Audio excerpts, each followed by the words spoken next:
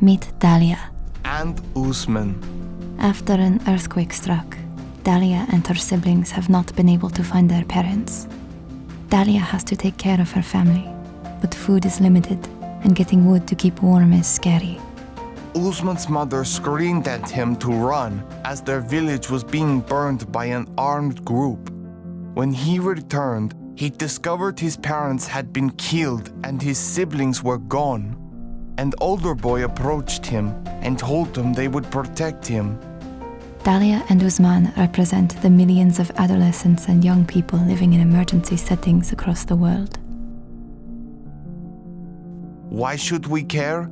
There's 1.2 billion reasons to care.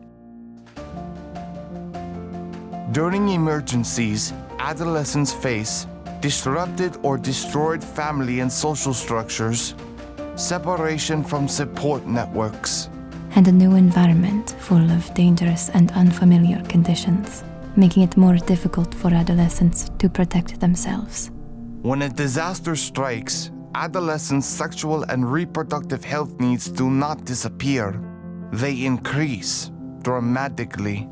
Dahlia continually faces the risk of sexual abuse, exploitation, and violence.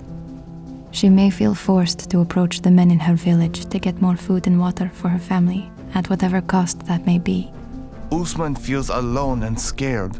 This older boy offers protection, even if that means becoming a child soldier. Doing so may require him to do things he is not comfortable with, and the armed group may ask him to show his loyalty by killing another person or using rape as a weapon of war. In humanitarian settings, adolescent girls and boys face increased risk of sexual abuse, exploitation, and violence, including rape, transmission of sexually transmitted infections. Adolescent girls have unique risks.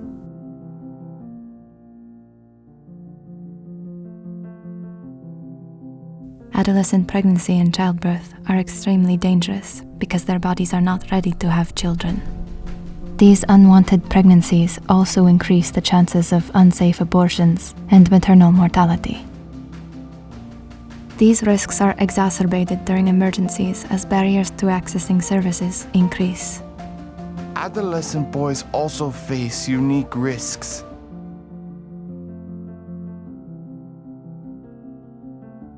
Not all adolescents are the same. Aside from gender, there's age, sexual orientation, disability, marginalization, and other factors.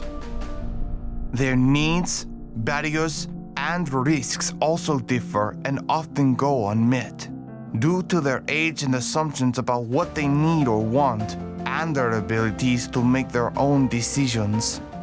However, adolescents are creative, passionate, and resilient.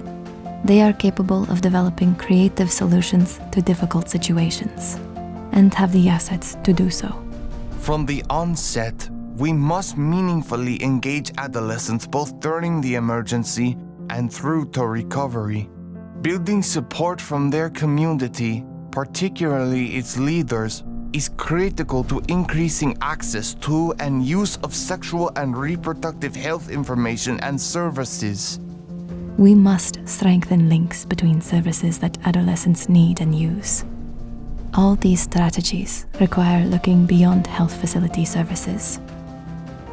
We must think about how the approaches work together to adopt a holistic lens and collaborate alongside adolescents and young people to save and improve lives.